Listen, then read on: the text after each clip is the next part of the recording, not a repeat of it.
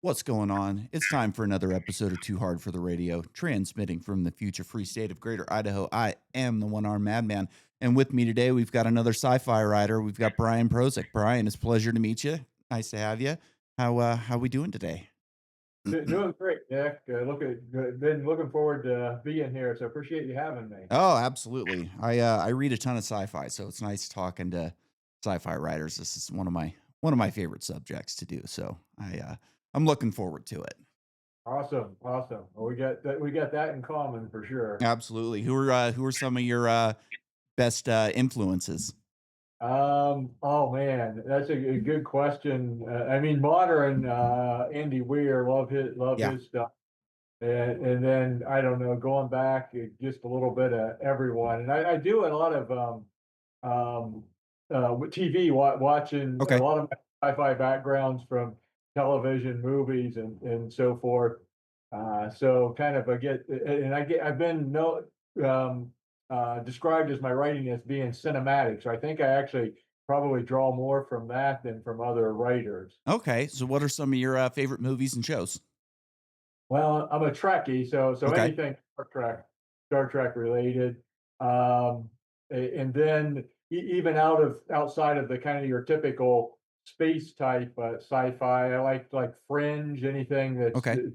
the alternate universe, parallel realities, dystopian Hunger Games, one of my favorites. So and then if you get back into the space type adventures, the Alien movies, love those. Oh yeah. Uh, yeah, Yeah. I watched a lot of the older, I mean not super old, but like, I'm like 40, so older for me, but I watched a lot of the older sci-fi when I was a kid. My dad was always throwing on Aliens or Arnold Schwarzenegger movies, Predator, you yeah, know, stuff like that. I watched a lot of that stuff growing up, so yeah. I can relate.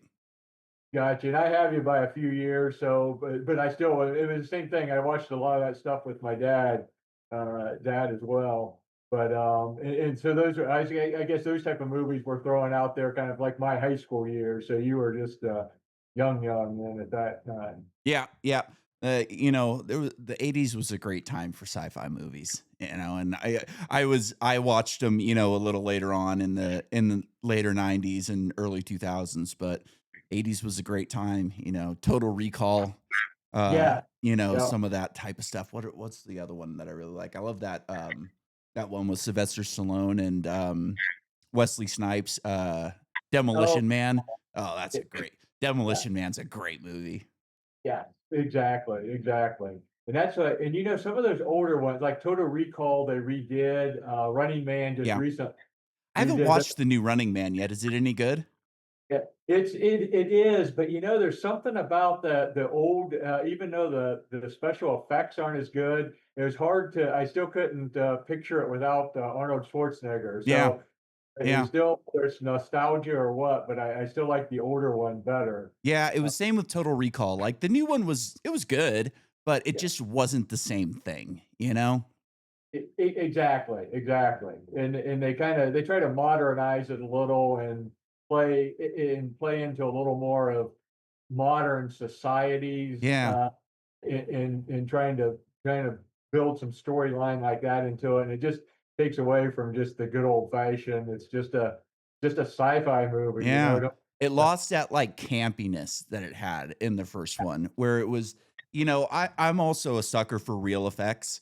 Like, I love real effects and costumes, and, like, I think we've gone too far into the realm of CGI a lot of times because you can do so much with just, like, real effects and makeup that y yeah, and, like, you don't need to have this, like, massive budget and go crazy with the special effects, like, one of my favorite shows is Stargate. I loved SG-1. SG-1 was great, and, like, yeah, they didn't need CGI with that show. They, like, couldn't even afford it really until kind of, like, the end of SG-1, and, like, everything they did with that show that made it great was, like, costumes, makeup, character development, great storylines, like, the things that, like, really get you hooked aren't necessarily, like, the CGI and the special effects, and, like, I just watched the other night, I watched the 3rd Avatar movie, and, like, you know, it's okay. It's not great. And like the thing that I think about like these Avatar movies, the second one I thought was really bad. I think the third one was a little bit better, but I didn't like the second one at all. And I think like when the first one came out, it had a fairly generic storyline, like it's been done before, Dances with Wolves type of deal. But like the CGI was so crazy that it kind of was able to get away with being a great movie without like having to have a great story. And I think now that like when you watch it, it's not that groundbreaking, breathtaking new visual aspects to it that like just, take your breath away. We've seen it now. So now it's like really suffering from a poor storyline. That's exactly right. And any of those, even if you go into like the superhero, like the most recent Aquaman, Mhm. great, good movie and stuff, but they did the same thing there where they really relied on the special effects of the undersea. And I don't know if you've seen that, but Uh-uh. it's kind of that same idea that it's kind of, yeah, that's neat, but after a while, it doesn't sell the story. Yeah. I'm not a huge fan of superhero stuff. Like when it comes to especially like books, I think that like superheroes are kind of lazy writing in a lot of ways because Yeah. like I like seeing normal people figure out problems and problem solve and be smart and resourceful. And like I feel like when you add a superhero or like just a super overpowered alien that can solve any problem or something, it's kind of lazy writing because like I want to see how a normal person would solve the problem rather than, Superman can just fly and, and a lot of times, like, you'll have a superhero where you're like, well, this superhero could solve this problem in 5 seconds if they just did this, and they don't do that. They go through the whole rigmarole of the story and there's just so many holes in it. And it's just not great to me. The last superhero movie or show that I watched, I actually just watched a couple weeks ago. I watched Spider Noir with Nicolas Cage, and that was Oh, really good. I really like Nicolas Cage. He's I weird think and it's he good. yeah, it was good. I enjoyed it, and he wasn't, like, super overpowered within that story. Like Yeah. he was struggling as a person. He was a drunk basically, and it was just a good show. It didn't rely on a lot of special effects. Like most of it was set design that was, it took place in the 20s. So like the costumes and the set and everything was just really cool. And they gave you an option to watch it in black and white as well. So like I watched the first half of the series in color and then the second half in black and white just to kind of like, switch it up and see how it was. And I really enjoyed it. Yeah, yeah. There's a recent Sylvester Stallone movie similar to like that where he's a superhero, but he's like a everyday guy and he Hmm. gets kind of beat up. What's that? I can't think the mercenary or something. Oh, The Expendables? No, it wasn't No. expendable. Yeah, because Yeah, he's not a but superhero in that. right, yeah, yeah.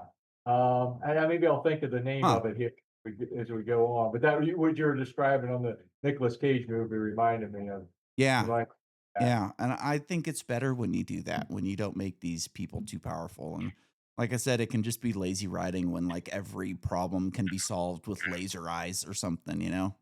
Yeah, no, you're exactly right. Because that's the fun part of for me of writing science fiction, or the difficult part is coming up with the resolution. You're trying to you can make it up because you're making up the world and the universe, Uh-huh. but I'm using characters that aren't superheroes, so they Yeah. still have to figure out and how to Yeah. solve or team solve it. I s And I struggle with the same thing, like, I have the beginning of the book where here's the problem, and then I have the solution at the end, and then I have to get there in the middle, you know? yep, yep, exactly, exactly. I'm with you 100%. What got you into writing? It was really I think the storytelling of watching all the sci-fi shows as a kid, and then I started to do I would just make up my stuff, do my own storytelling as a kid, and as I grew into that, I liked it more and more. Then started to read it, and then just finally wanted to do some creative writing because my day job's an attorney, so I'm doing, Okay. the critical writing, but I wanted to do more creative and just started to do it, and I loved it, and, so whipped out the or didn't whip out. It took me 5 years to write the first book, just doing it because I just do it in my spare time, and to be able to get that published and just enjoyed it, so I just kept going from there. I still do enjoy it. I don't know if it was a job where I had to earn a living at it, if then it's as fun as it is now. It's nice doing it. I still spend, I wouldn't even call it a hobby because I spend so much time on Yeah. it. But, but yeah, just kind of build from there. It's a time-consuming process, you know? It takes time. You think you're gonna get through it in a couple passes, and then you're reading everything over. You spend an hour writing, and then you spend 2 hours editing, and it just, goes and goes and goes. Time adds You're up.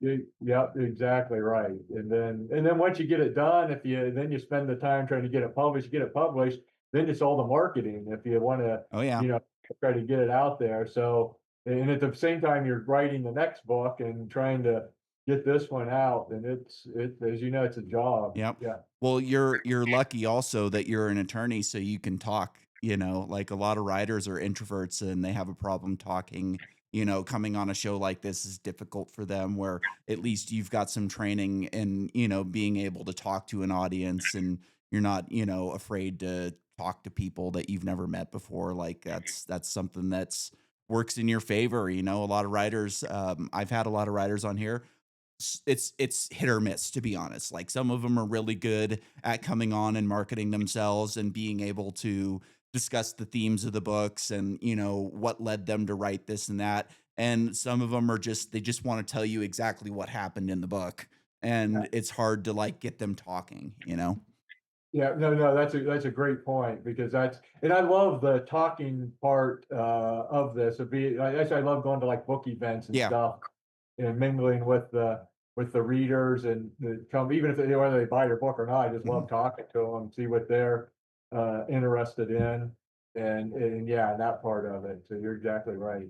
So I looked into like I read some of the jackets of the books you wrote. I saw that you wrote one about parallel dimensions. So what got you into parallel dimensions?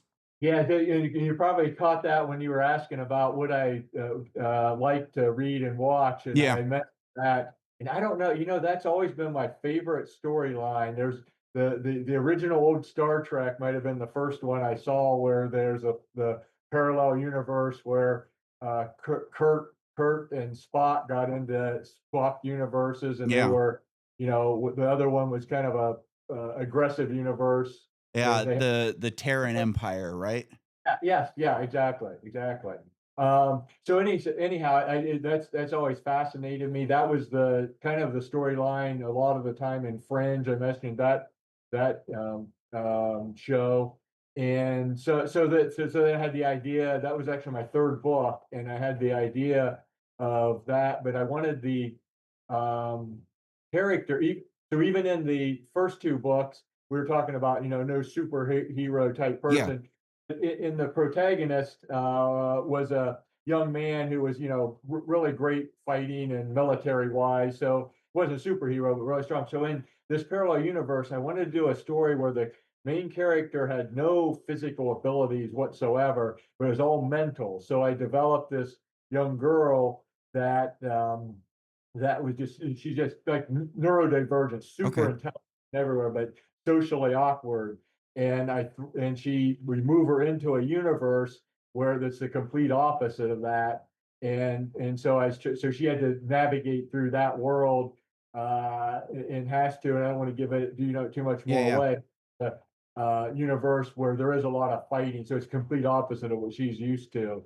So it kind of that was kind of so I drew from the different storylines that I've read and saw and tried to build it into this. Although it's funny because I try to like clear my mind and write fresh because you don't want to imitate anything Yeah, or it's copy tough. things. It's tough to not get influenced by the media that you consume, Exactly, right? Yeah. exactly.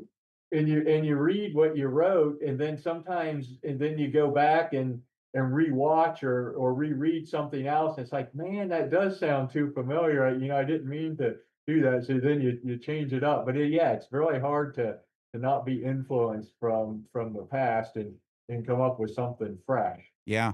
That's interesting. You answered one of my next questions already. I'm always curious, like I've had more male writers on than females, and I'm always curious like what leads somebody to choose a protagonist of the different gender because to me like the book that I'm writing, it's a first person narrative, so I don't have to get into the heads of any women because that's an area that I'm not great at. I've never been great with women and I have no idea how they think and why they do what they do. So like I didn't want to get into that at all. So I stuck with the first person narrative male character. And I always wonder like, is it difficult for you to like put yourself in the position of a female character and kind of like think how they think and make decisions the way that they would? And Yeah, that's neat that 'cause I get that question all the time because that book, A Measure of Serenity, that's still my best-selling book. okay, And when it first came out, it was number one on Amazon on young adult new sci-fi new release. oh, good for And you. so I get that question all the time: is how did why or how did you write um, a female and a teenage female character? Hmm. And God, the mind of a teenage girl is a dangerous place.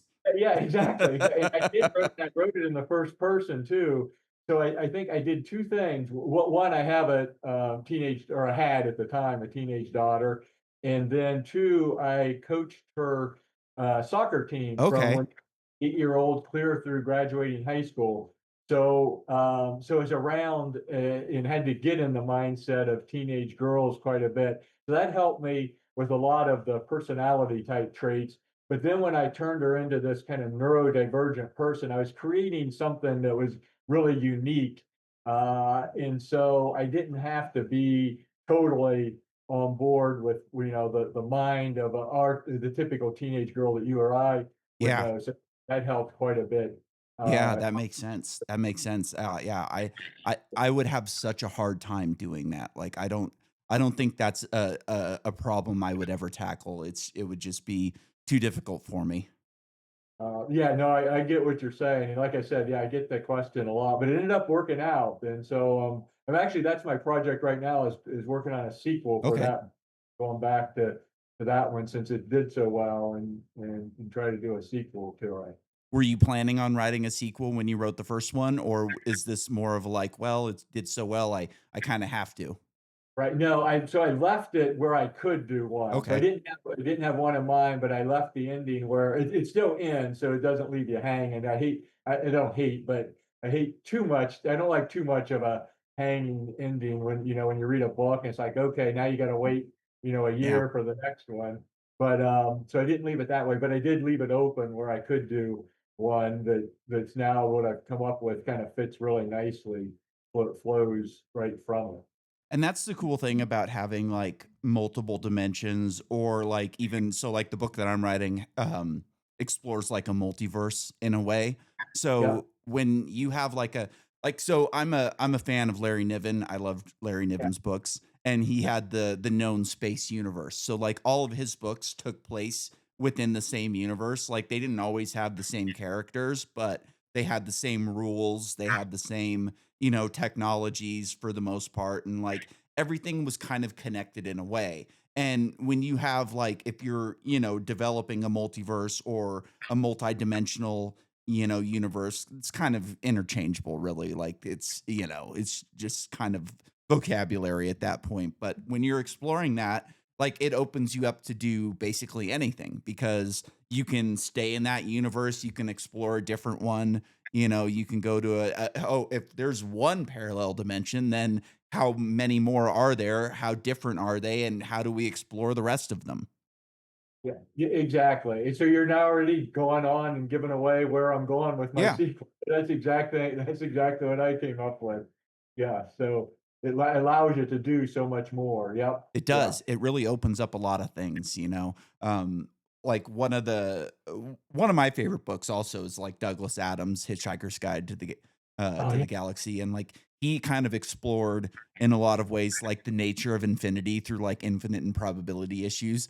And like when you're dealing with like an infinite multiverse or an infinite, parallel dimension like space, like there's just anything and everything is possible. If we truly live in an infinite universe, if we truly live in like a multiverse, there's infinite versions of us having the same discussion right now. Yeah, right, exactly, exactly. And you can explore that in so many, that's the neat thing with sci-fi Hmm. in so many ways, like, the multiverse that you're writing about, the parallel universe, Yep. uh, in mine, or you look at, different, Star Trek and others Hmm. that have black holes where they're gonna end up in another universe. There's so many ways Yeah. to go about it, And and, it's not just us, infinite versions of us having the same conversation. There's infinite versions of real Star Trek, enterprises out there exploring the galaxy right now. There's Your book is real somewhere. Your characters are real somewhere. And I always think like it's interesting, like if that is the case and we live in an infinite universe or we have multiple, versions of us everywhere, like are the things that we're writing, are they real somewhere? And like, if they are real somewhere, where did we get the ideas from? Did the ideas come to us from that real, person, from that real space? Or did we create it through our own ideas? I never thought of it that way, but you're exactly right. That's a great question. Yeah. Good way to ponder it because, right, if, I mean, yeah, where did we come up? Yeah, what came first? Yeah. Did we come up with it or is it or did we create it? Yeah.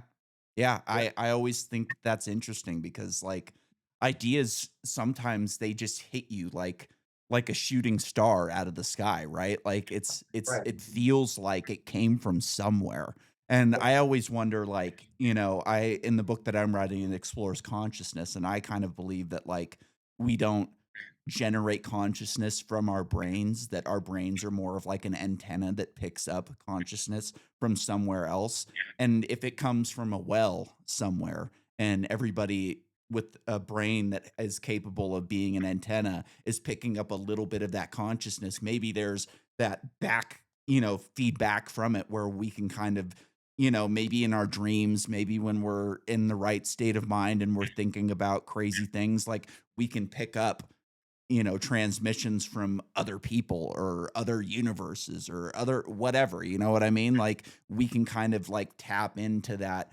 web of consciousness that, propagates throughout the universe or throughout the multiverse and kind of like actually tap into these real things that are happening. yeah. No, that's a great because yeah, you think about how you come up with stuff. Like how did Gene Roddenberry ever think Mhm. about someone through space Yeah, and Star Trek was so unique when it came out. yeah, yeah, right, exactly, exactly. Like, nobody had done anything like it before, not Oh, even no, close, and he was so ahead of his time with technologies, with yeah, just, f filmmaking in general, like, the way that they yeah, oh, yeah, it's interesting to wonder, like, where some of these people go and also, like, other technologies, like, the person that came up with the transistor never invented anything else again. okay. Which is The weird, right? Like, he invented this piece of technology that's in every electronic that makes our world possible today, and then just nothing ever again. okay, and I didn't know that, but yeah, Yeah, that's yeah, how do you think of that and nothing else? right? Yeah, Like, I yeah, don't know about you, but I've had dreams before that feel real, that feel more like memories than actual dreams, and it's yeah, like, am I, piggybacking on a real version of me in, somewhere deep in our universe or in a different universe or in a different dimension that actually did what I'm dreaming about? yeah, Maybe. We don't know? right, right, yeah. That's, I mean, that makes everything so interesting, and I think it helps with our creativity Yeah. and sci-fi so much fun. Yeah. Yeah. It's a I think our world is stranger than we could ever really imagine. Like I think that scientists a lot of times think that they have things figured out, but they have a lot more ego and hubris than like common sense. And I know this is true for you, but even for me, like when I was in school, in the 90s and early 2000s, a lot of things that they said were true back then are no longer true today. They got Yeah, them completely wrong, yeah, and I yeah. think that's going to go on for as long as people are around. We're going to think that we have things figured out, and then holy crap, we discovered something new that like we had no idea was a thing before. Exactly, exactly. And that's like, global warming's a big thing now. I saw a clip not too long from like 1940s or 50s where there's a TV news anchor talking about global cooling that Yep. everything's gonna freeze. Yep. And And that's yeah, what people should truly be scared of is global cooling. Like we can deal with heat, like right. we have air conditioning, like we can deal with heat. We know how to deal with heat.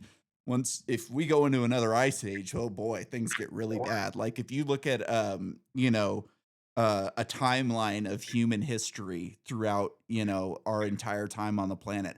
All the best times in human society came during warm periods. The Roman Empire, Greece, like all of these, peaks of human history, even like Egypt, like they all came during warm periods. And then you have like the plagues and the dark ages, those all came during cool periods.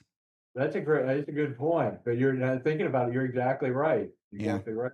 So so you're right, that's what we should be worried about. Yeah. Yep. It's hard Yep. to heat the planet up again, if it gets really cold, like we're gonna have a really hard time doing that.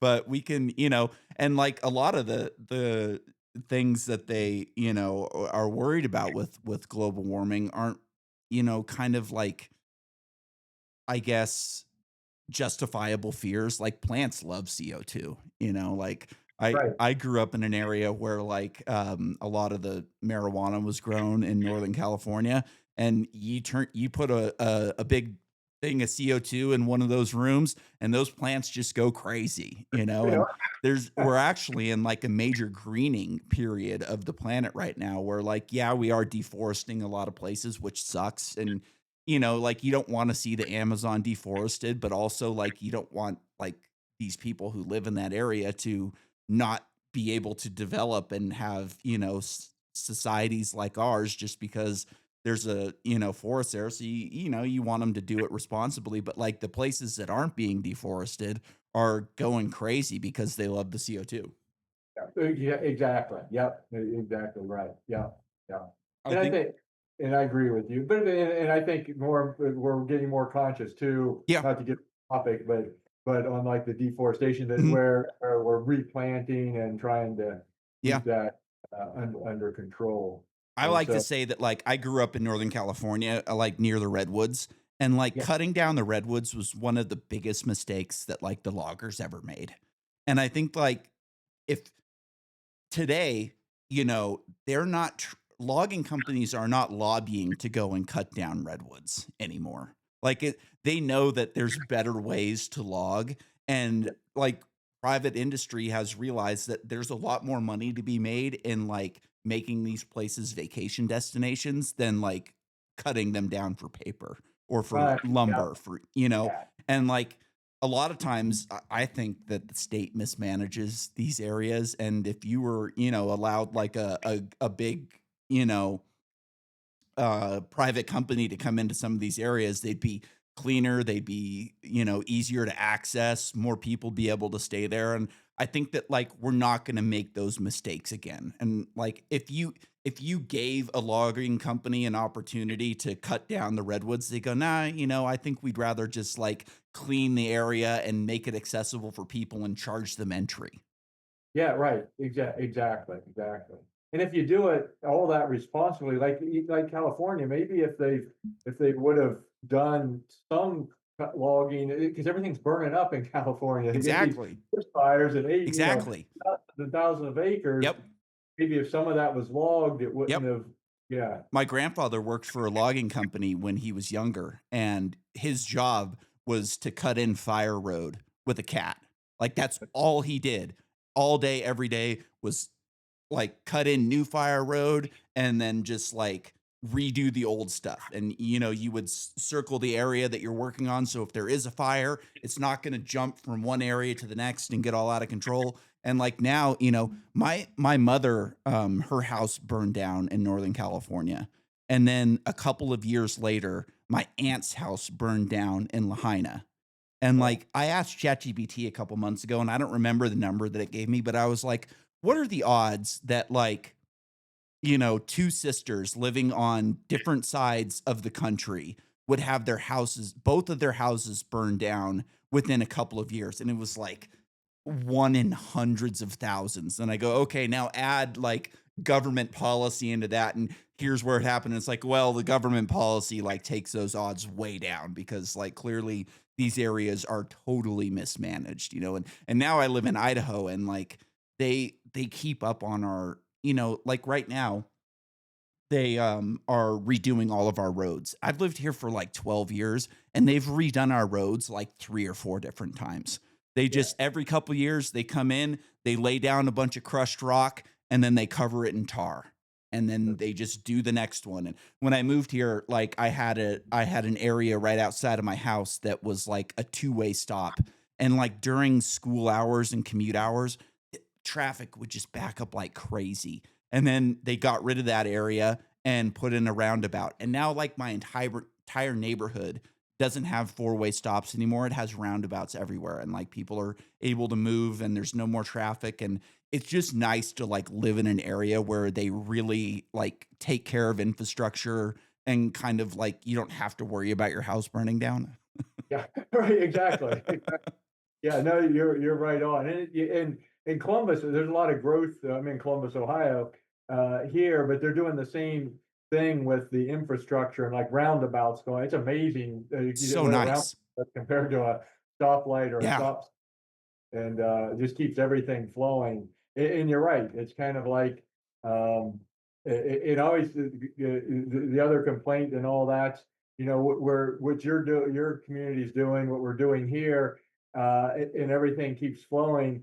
But we pay our when we pay for insurance for stuff, we're our prices are double because we're paying for everything that happens out in California Yep. or in Florida. Yep, Yeah, exactly. And they go, "Oh, look, they're raising prices because of climate change." It's like, no, they're raising prices because you guys are making your areas completely unsafe to live. yeah, exactly, exactly. My buddy owns a house in Northern California still, and I'm always telling him, I'm like, dude, you gotta like pay attention to what's going on in that area because one of these days it's like gonna be time to sell because like it's gonna be hard to get insurance on the house and Yeah. they're gonna make it to where if you want to kick out your renters, you're not gonna be able to do it. Like you're not gonna be able to evict somebody. Like it's a sketchy area to own a home in these days. Exactly right. Because even though the prices keep going skyrocket, at some point it's gonna blow up Yep. and once and if there's no buyer, then there goes your price. Yep. So what kind of law do you practice?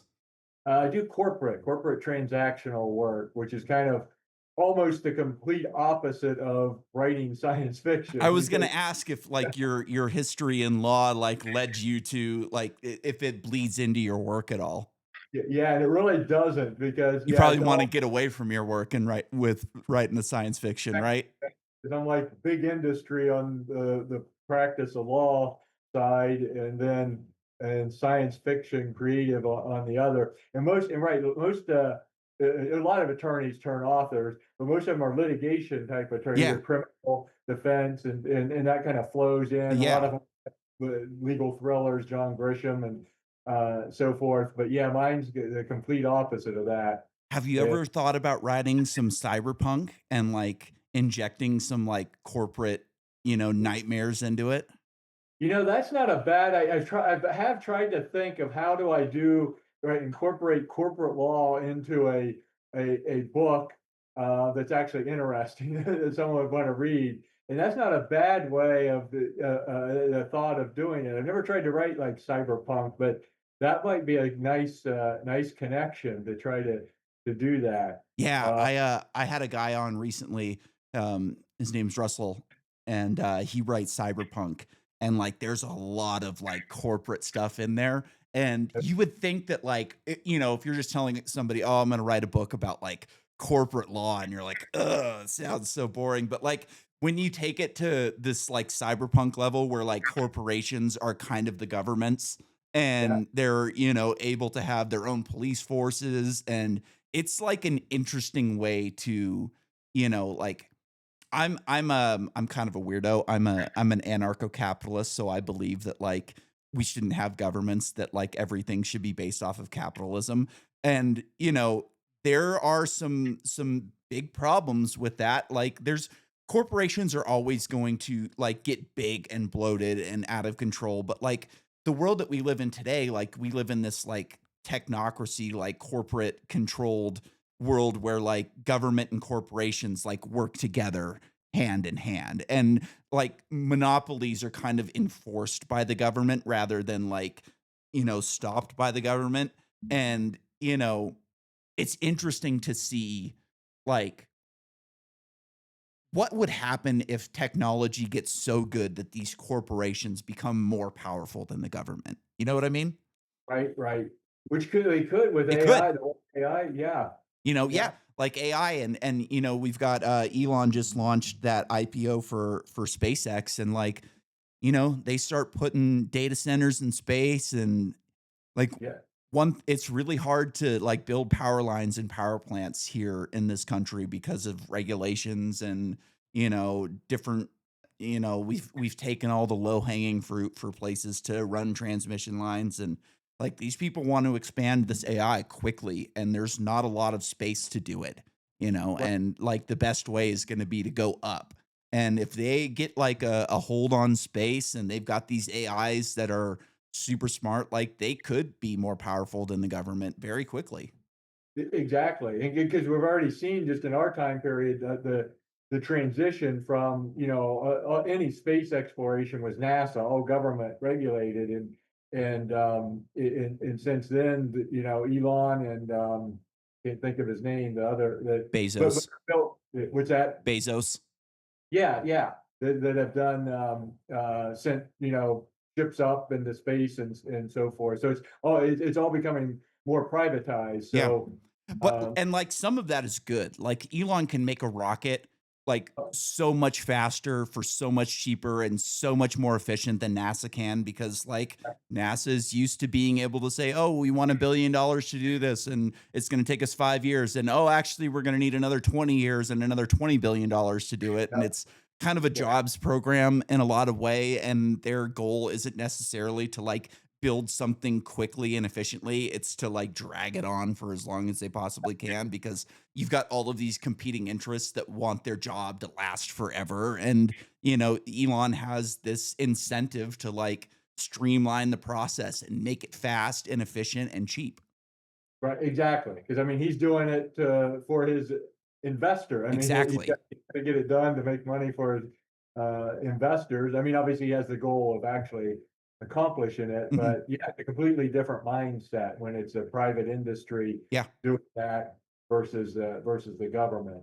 But Uh, also, like, you run into problems where, you know, most of his money from SpaceX is through government contracts, you know, right. and Yeah. they're launching these Starlink satellites that they're using for, you know, they're used by private industry as well, but most of it's done for government purposes. And like, um, I remember I was dicking around with ChatGPT a while back, and I was like talking about SpaceX and talking about like him going to Mars. And I was like, well, you know, like it's not much different than NASA in a lot of ways, right? Like NASA gets their money from government, you know, from tax dollars from the American people. And essentially, like Elon makes his money from tax dollars from the American people. So, like, in a lot of ways, we're financing his missions to Mars. And, you know, ChatGPT being a machine and not really, well, no, it's not like that. You know, you're paying for Starlink, and it's like money is fungible. You know, like if the goal is Mars and that's where all the money is going to go, is going into Mars, all the money that he makes through these government contracts is going to be pushed over to Mars. So in a way, like we're paying for it either way, you know? Yeah, no, that's a great one. Yeah, you're exactly right, and that's funny because yeah, you think go back to our cyberpunk Yeah. corporation book and figure out how if that would even how that works without a government involved, because Yeah. you're right, it's still ultimately, without a government, do these corporations actually have the ability to do, raise the money to do what they're doing? Yeah, and, like, the way I look at it is, like, I'm not super like, I love space, I love sci-fi, I want us to explore space, but also, I don't wanna finance the richest man in the world's project to go to Right, space. yeah. Like, you've got a ton of money that you're just not doing anything with. If you wanna go to Mars, great, I'm, like, all for it, I would love to see if there's life there, I'd love to see if people can live there. Pay for it yourself. Right, right, exactly, exactly, and that's probably how that's how most of us are, But people and don't really like most people don't kind of think in terms like that we've been discussing where like, well, it's Elon's company, he's funding it. It was like, yeah, kind of, but kind of like yeah. in a way he's funding it, but for the most part, like this is paid for by the American people. Yeah, yeah, and this episode, your reader or your listeners might get, kinda open their eyes a little bit on that, so not that there's anything we can do about it, but No, there's nothing we can do about it. We're we have to just pay our taxes and yeah. yeah, We're just milk cows for them essentially. They come and milk us for our money and take it and do whatever the hell they want with it. And yeah, I will say though that I would rather have my money stolen to go to Mars and to explore space than to be stolen and going and blowing up kids in the Middle East. So like yeah, there's a plus to that. If you're gonna steal my money, do something cool with it rather than slaughtering innocent people. That'd be nice. 100% with you, exactly. And yeah, that's I had a, I've heard people have said, before, "Well, I don't wanna make as much money because then I have to pay more taxes if I make more money," and it's like, well, until taxes are 100%, you're always gonna still make more money if you Yeah. make more money. Yeah. It's just, uh, so Yeah, it is a nightmare, taxes. Ugh, boy, yeah, you yeah. know. That's one of those things that they're doing in California is they're gonna try and charge people for moving. "Oh, you wanna move and take your money elsewhere? We're gonna tax you on it." It's just, oh Oh, my god, you know? yeah. Yeah, when people ask me, going on my practice of law as a business, because I'll, help people start up businesses and formation clear up through the selling them, and they'll ask about, which state's a good state to incorporate in or do business in. I said most of them really doesn't matter. They're all pretty the same except California. Don't Yeah, go there. don't go there. That's just a bad place to start a business. New York, I Exactly. think, is gonna be a bad place to start a business here very soon as well.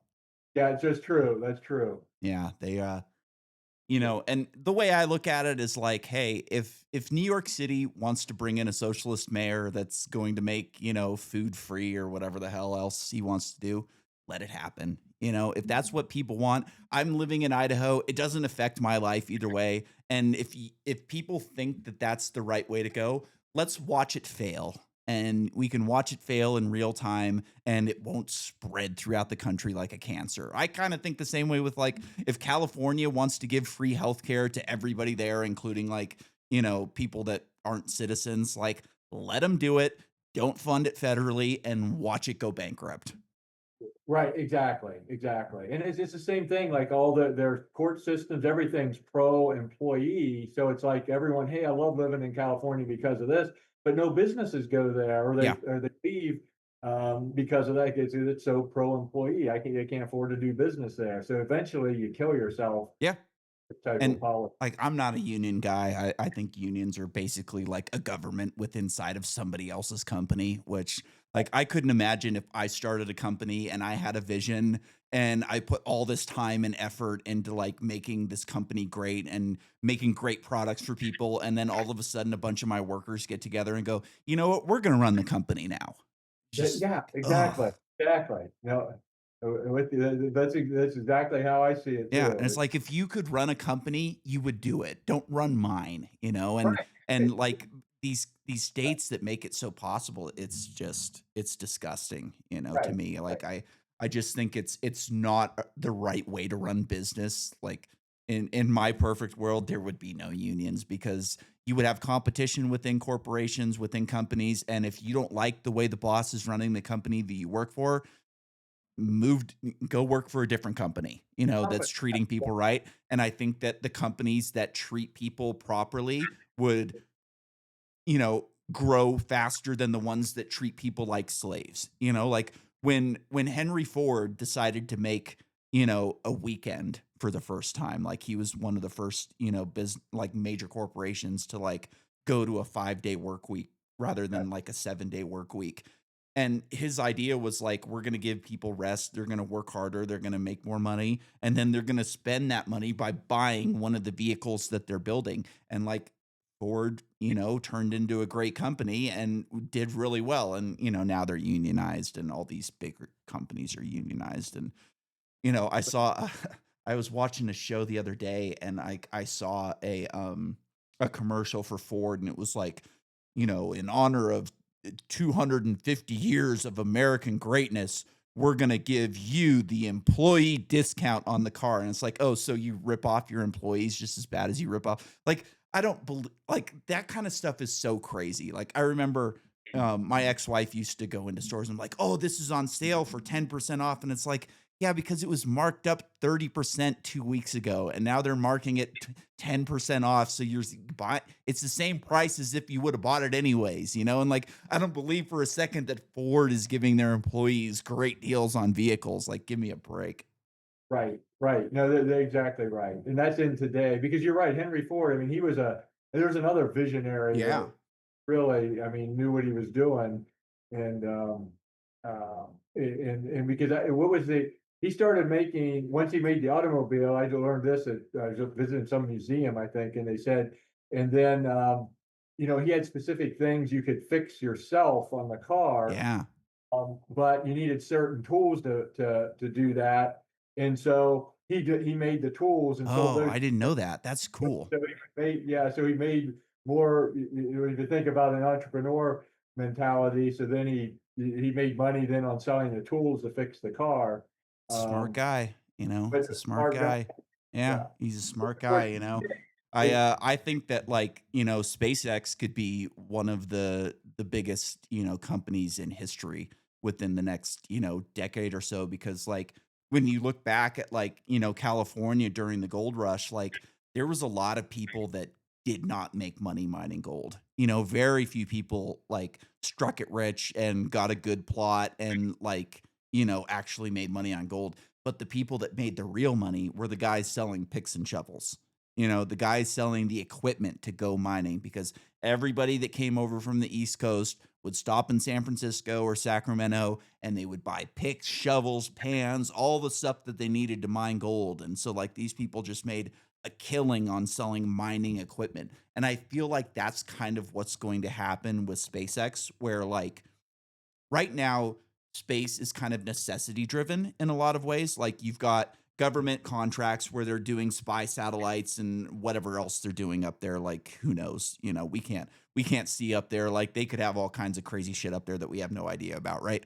And then also like there's cell phone companies, internet companies that kind of have to have satellites up there, but it's not like insanely profitable to do it. It's kind of like we have to do this, so we're going to spend the money on it. We're going to make money elsewhere, but like we're not making a ton of money on our satellites up there. But once like Elon is able to drop launch costs, 20, 30, 40, 50% within the next decade or so, now you're going to have companies that are going to be able to like go up there and do things in space that is just not profitable right now. And, some of those companies are going to do very well. They're going to, figure out how to bioprint tissues and, like 3D print materials that you could never print on Earth because gravity makes things set. Like you're going to have foundries and forgeries up there that are able to make products that are just impossible to make on Earth. But a lot of those companies are going to fail. But what all those companies are going to do is pay Elon to get all that stuff up there. there. Yep, yep, yep. No, you're exactly right. It's like it's just no different than you go to a ball game and you want to buy a bottle of water. Yeah, You spend you for that one bottle you pay as $8. much as you could get a whole case at the grocery store because it's that it's that necessity. You have to if you're going to have it there. just like Elon, it's if you want to get your stuff in space, this is the only way you're going to do it. Yeah, it's picks and shovels, you know? If you wanna have, whatever you're doing up there, like, you're gonna need the equipment to do it, and right now, at least, he's the only game in town. Right, exactly, exactly. Yeah, yeah. And I don't So see, like, NASA, getting it together anytime soon. Like, I wouldn't I not I don't even have confidence that they're gonna put men on the moon within my lifetime at this right, point right, because they're right. so slow with everything that they do. Like, they started building the James Webb Telescope when I was in, like, grade school, you know? Yeah, Like, all very of these government projects just take forever. Like, I've always been interested in fusion energy, and, like, they've been building ITER for, like, half of my life. And I don't imagine we're gonna see first plasma until the 2040s damn near by the time this thing gets done. And I would imagine that like we're gonna have private companies. There's a bunch of private companies working on fusion right now. And like ITER will be cool. It'll be a cool science project, but they're never gonna put power into the grid. And I would imagine by the time that, plant produces first plasma, we're gonna have companies that are damn near ready to put energy on the grid. right, right, exactly, exactly. And anytime there's a little setback with the if it's government funded, then it's okay. Hold everything. We got to do all this research to Yeah. see what And it's all wrong. the cooperation between different governments and different boards, and you've got all these people that are, Yeah, you've got different materials that are being made on different sides of the world, and everybody's arguing about this and that, and it's just a nightmare where like a private company can streamline things, and like magnets are getting cheaper and easier to use. I think AI is probably going to be able to like show these people how to confine the fusion in a lot better ways where they'll be able to like, turn on their tokamaks and go, okay, if you set the magnets to do this and to have the fusion turn in this direction and create, this vortex type of thing, it's gonna I don't know exactly because I'm not a fusion engineer, but I think that like there's gonna be a lot of like options for these smaller companies to kind of figure this thing out. And like, if we want to go to the stars someday, like fusion's the way we're going to have to do it, unless we find, some way to, bend space or, use wormholes or something like that, which I don't think we're anywhere near finding something like that. So at least for the foreseeable future, like fusion is going to be the thing to it- do. right. No, I agree with you. I agree. Yeah, yeah. So there's a lot of possibilities, but I think that's in our lifetime Yeah. or soon after. That if it's going to happen, that's good. That's the way it's going to be. Did Yeah, you yeah. ever watch or read The Expanse? I I have not. Oh, No. you gotta check out The Expanse. The Okay. Expanse is a really good show. It's great books too. The books are really good, but the show is awesome. Like it really it really sticks to the storyline within the books. It doesn't drift all that much. And they didn't finish it. Like I think The Expanse did 5 or 6 seasons and there's like 8 books or something like that. So they didn't finish it, but the cool part about The Expanse is there's no, like, faster than light technology or anything like that within the universe, so all of their travel is done through fusion reactors, and they have this fusion reactor that can kind of allow them to accelerate for long periods of time, so, like, everything within the universe, like, takes a long time to travel, and they've got, the asteroid belt is habitable not habitable, but, like, people live out there within, like, they live in series and they live in different orbitals and stuff like that. And it's really good. They kind of explore like, Mars is settled and Mars is kind of like they're terraforming Mars Okay. within the universe, and Mars and Earth are kind of arguing about like Earth wants to control Mars, Mars wants to be independent, the belt wants to be independent. So there's like this, inner relationship between these, different factions within humanity, and they're kind of like at a tipping point, and then this like alien technology gets introduced and kind of like throws everything into a tailspin, and it's a really good series.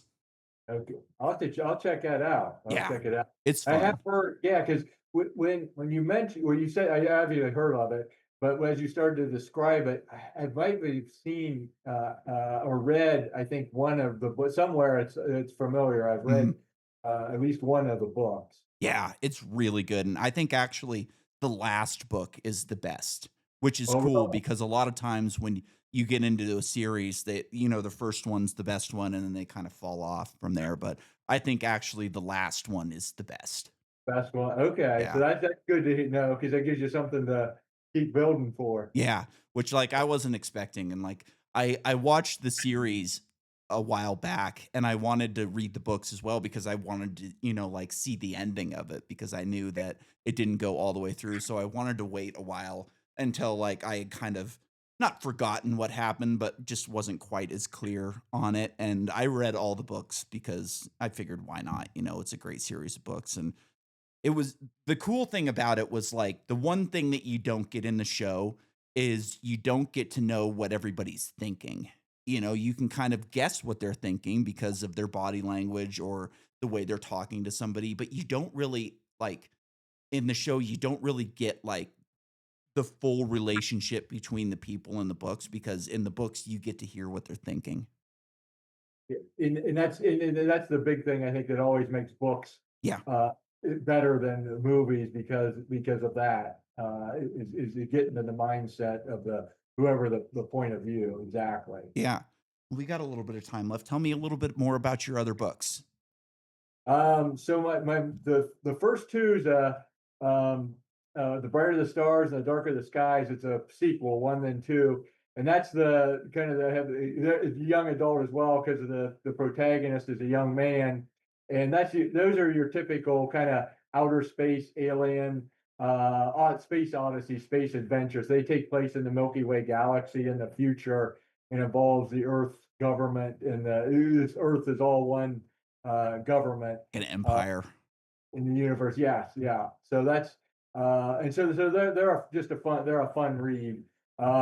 And then the most recent Return to Yesterday's Tomorrow is a redo technology. So it's really an action thriller with science fiction technology where you can redo an event in the past. So it's not time travel. Oh, cool. But if you say your wife got killed in a car accident 10 years ago, you can go back and have that redone for her to live. But then, of course, that creates an alternate timeline because maybe if she lived, someone else died in the Yeah. accident, which then wipes them out of this timeline. And so it has collateral effects. And that's kind of what that dives into. They intentionally get rid of our protagonist's wife and family, and so he's trying to figure out who did it and why, and then he's trying to get his family back. Is kind of the adventure of the story. Paradoxes are so weird when you start dealing with time, right? Yeah, Like, I and know they're hard exactly. to think about. Like, you have to really like sit back and think like, okay, if I did A, like how would it affect B? How would it affect C? And like what would be the long-term consequences of like changing this one event, you know? Like the book that I'm writing, it takes place it has like this human society at the end of the universe essentially that kind of messed up and didn't get along with the rest of the civilizations within the book because there's kind of multiple civilizations of aliens and they decided to go their own way rather than like cooperate and become part of the community, and by the end of time like everybody else in the universe has left and gone to a different universe that is not dying essentially, and their idea is like, okay, we're going to go back in time to a different version of Earth and kind of change what we did and not not change it in a way to where we're going to be more cooperative and we're going to kind of play ball, but no, we're going to do things the right way, and we're going to, kind of do things the way we want to do it from the beginning rather than, after this time period. And so like I send them back in time and there's a mistake and their ship kind of gets blown apart and kind of like destroyed down to nanites. And what they end up having to do is they infect people on Earth with nanites, and that ends up being Atlantis. And they kind of go into this breakaway civilization where they're stepped away and kind of hiding from the rest of the world and working in the shadows. And there's a lot of like, okay, what would happen if they did this? How would they control this? How would they stay a secret, and like what are they working for? And some of the people with that get infected are, you know, they end up living forever because these nanites like kind of keep them alive. And some of them are playing ball with the nanites and listening to them and kind of, being influenced by them. And some of them aren't. And they're, like whatever these things are telling me to do the wrong thing. And we've got to do the right thing. And it's interesting to kind of think like, okay, if human history ended up the way that it is right now, like how and why would they do what they do?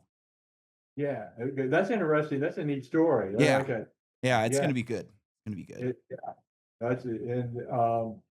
And right. And so when you're writing time travel, you got to think of all the ramifications, even when you're Yep, writing, to make it to still stay within the border, your rules, and to make it realistic, yep, even though time travel. So, because like the redoing an event, I had to like you can only go back so far because that's when the technology was yep, invented. Otherwise, people would ask, well, why doesn't someone go back and like redo history and change, change the outcome of World War I or something, which exactly.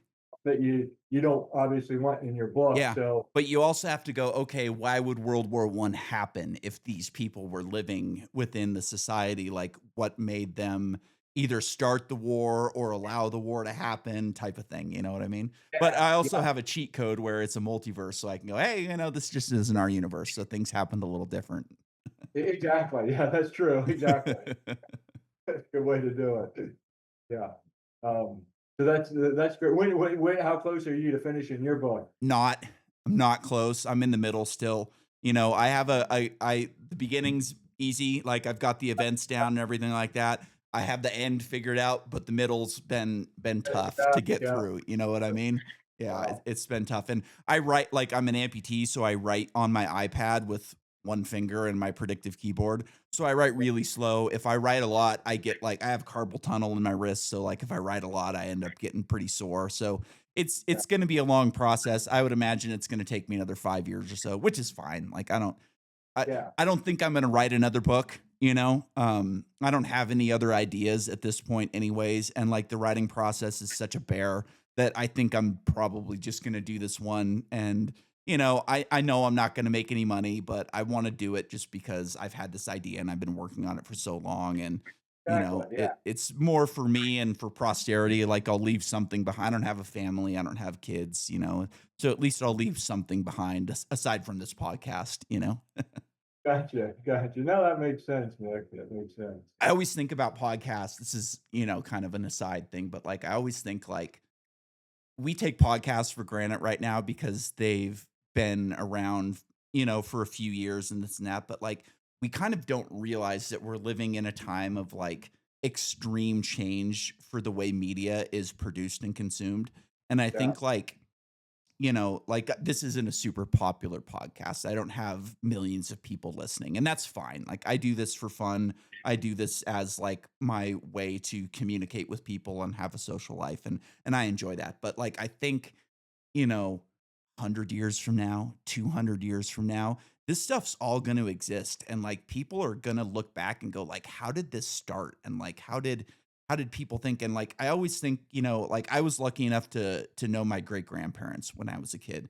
My great grandparents didn't die until I was, my great grandfather died when I was like probably 16 or something like that, and then my great grandmother survived into my 20s. And like I look back and I think like, man, if I could have listened to them talk for, I've this is like episode 227 or something like that. So it's at least 227 hours, probably more like 300 hours of me talking. And like, imagine if you could go back and just listen to your great grandparents talk for 300 hours, like how cool that would be. Just to think, like, see how their lives were, what they were interested in, like how they thought, and, what they did. And even though I don't have like kids, I've got nieces and nephews and stuff like that. And someday, like people in my family are going to go, oh, like my great great uncle has a podcast where he talked for 500 hours. Like this is super cool. Yeah. Yeah. No, you're exactly right. Exactly right. And that would be neat because yeah, because I just remember my grandmother and talking to her just in some of the things she would say, and I was like, oh, I wish I need to write this Yeah. down, and I didn't, and because how can you? But you want to go back and hear that Yeah. again. You can't because it was just what she would talk about just as you're sitting around the dinner table but you're exactly right. There's so much interesting information Yeah. and that isn't wasn't captured Yeah. anyway. My grandfather used to tell me and my sister stories when we were kids. He, like, came up with this, like, fantasy universe about, like, a dog and a butterfly that lived in a palace, and they went on adventures, and, like, back then, we never thought about, like, recording them, you know?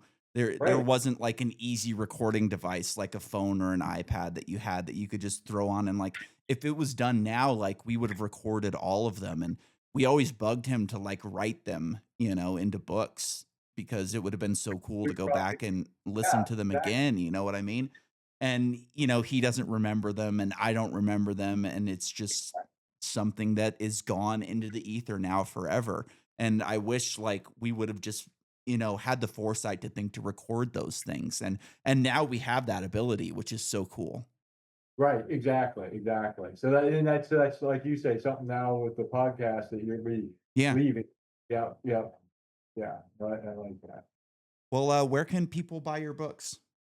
So probably the easiest way is to find them through my website, which is www.bryankprosek.com, because that takes you the first three are traditionally published and the fourth one self-published, but the website links take you to Amazon and then you can get them they're in any format, ebook, hardcover, paperback, audio. I And saw one of your books on Audible, but I only saw the one. okay, so yeah, they're all on Audible. Okay, it must have just been a search thing that was It might have been, yeah. gotcha.